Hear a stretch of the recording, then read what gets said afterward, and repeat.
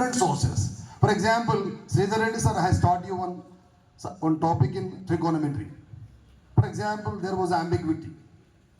Like so many extraordinary mathematicians are there across the world.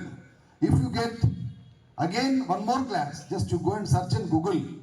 I want please explain for this particular topic అనగానే అక్కడ ఉన్న experts అందరూ కూడా నీకు connect అవుతున్నా.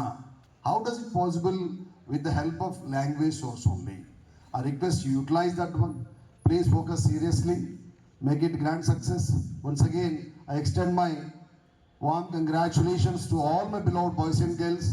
Please, each and every minute, when you are in class also, when the teacher is absent, if they are coming little bit of late, the class representative has to look after the class, write the concerned class teacher subject on the blackboard, title on the blackboard, subject on the blackboard, go with synopsis, index.